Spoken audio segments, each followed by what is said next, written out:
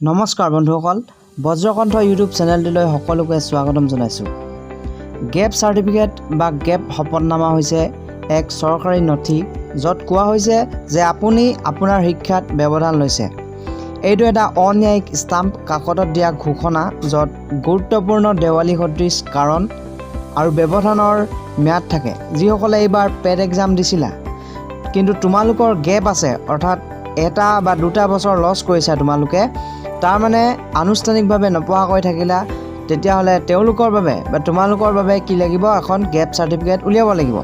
কিছুমান ষ্টুডেণ্ট এনেকুৱাও থাকিব পাৰা যিসকলে হয়তো 2020ত মেট্ৰিক দি পাছ কৰিছিলা কিন্তু এইবাৰহে পেড এক্সাম দিছা, তেতিয়াহ'লে তোমালোকৰ ক্ষেত্ৰত গেপ চাৰ্টিফিকেটখন লাগিব। সেয়ে তোমালোকে ভিডিঅ'টো চাই থাকা। গেপ চাৰ্টিফিকেট কেনেকৈ বনাবা, কিমান দিন লাগে, এই সন্দৰ্ভত আজি আলোচনা কৰিম। গেপ চাৰ্টিফিকেট বনাবলৈ তেনেকৈ বিশেষ সময় নালাগে। আচলতে বেলেগ ডকুমেণ্টবোৰৰ তুলনাত এই গেপ চাৰ্টিফিকেট উলিয়াবলৈ তেনেই সহজ আৰু সোনকালে হয়। DTE গেপ চাৰ্টিফিকেটৰ ফৰ্মেট আমাক দি দিছে। ইনফৰমেশ্যন ব্ৰাউজাৰৰ পৰা প্ৰিণ্ট আউট কৰি লৈ আমি এই গেপ চাৰ্টিফিকেটখন উলিয়াই ল'ব পাৰোঁ। যদিহে তোমালোকৰ গেপ চাৰ্টিফিকেট গেপ আছে তেতিয়াহে তোমালোকে এই গেপ চাৰ্টিফিকেটখন বনাবা, অন্যথা গেপ নথকাবোৰৰ বাবে এই গেপ চাৰ্টিফিকেট বনাব নালাগে। এইখন DTEৰ ফালৰ পৰা দিয়া গেপ চাৰ্টিফিকেটৰ ফৰ্মেট হয়। তোমালোকে ইনফৰমেশ্যন ব্ৰাউজাৰত ভালকৈ চালে দেখিবা যিটো NXR 3ত এইখন দিয়া আছে। ইয়াত লিখা আছে, ইয়াত একেবাৰে ওপৰত যদি চাওঁ NXR 3 লিখা আছে গেপ চাৰ্টিফিকেট। NXR 3তে কি কৰিছে, DTE NXR 3ত এই গেপ চাৰ্টিফিকেটৰ ফৰ্মেটটো দিছে। This is to certify that Shrimati. ইয়াত নিজৰ নামটো লিখিবা।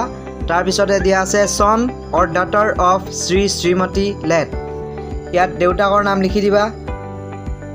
N inhabitant of village town, তুমি কোনখন গাঁৱৰ বাসিন্দা বা কোনখন চহৰত থকা সেইটো এই ডেছত খালী ঠাইত লিখি দিবা।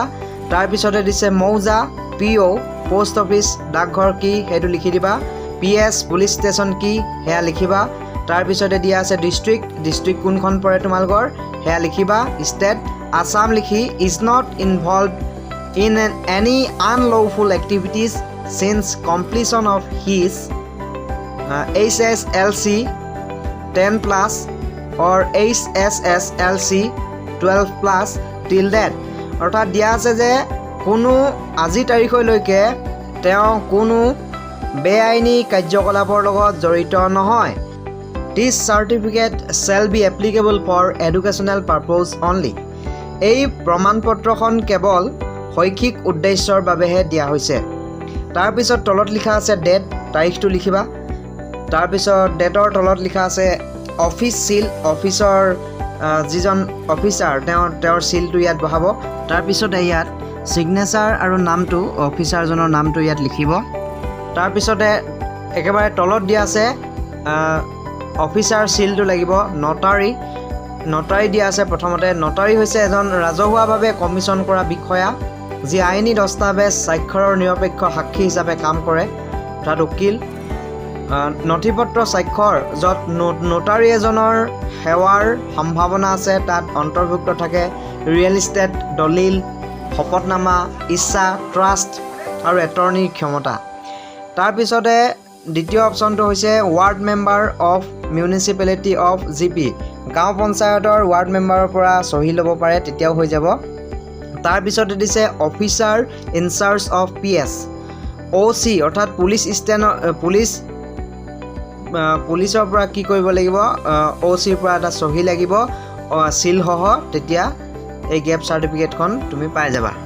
এইখিনিতে এটা কথা মনত ৰখা ভাল, গেপ চাৰ্টিফিকেট তেওঁৰ কাৰণে লাগিব যিজন ষ্টুডেণ্টে এবছৰ বা দুবছৰ নপঢ়াকৈ আছে, অৰ্থাৎ গেপ আছে, মাজতে নপঢ়াকৈ আছিলে, কোনো আনুষ্ঠানিক শিক্ষা লোৱা নাই, আৰু যিজনে হয়তো মেট্ৰিক পাছ কৰি বা বেলেগ কিবা ITI বা যিকোনো কিবা পঢ়া শুনাত লাগি আছিলে, ৰানিং কৰি আছিলে, পঢ়া শুনা ষ্টাৰ্ট আছিলে, ৰানিং আছিলে, তেতিয়াহ'লে তেওঁলোক তেনেবিলাক ষ্টুডেণ্টৰ কাৰণে এই গেপ চাৰ্টিফিকেটখন নালাগে।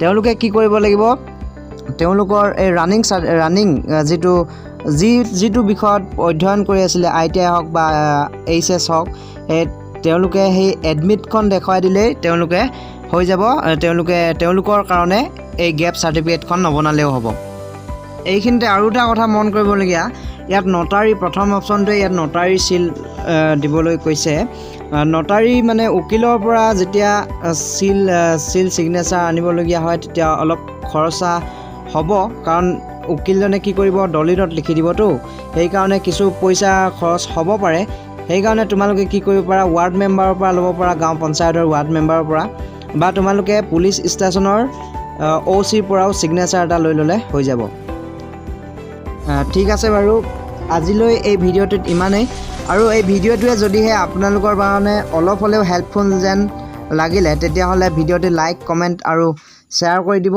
আৰু যদিহে আমাৰ চেনেলটোলৈ নতুনকৈ আহিছে তেতিয়াহ'লে ছাবস্ক্ৰাইব কৰি কাষত থকা বেল আইকনটো প্ৰেছ কৰিবলৈ একেবাৰে নাপাহৰিব আজিলৈ ইমানেই ধন্যবাদ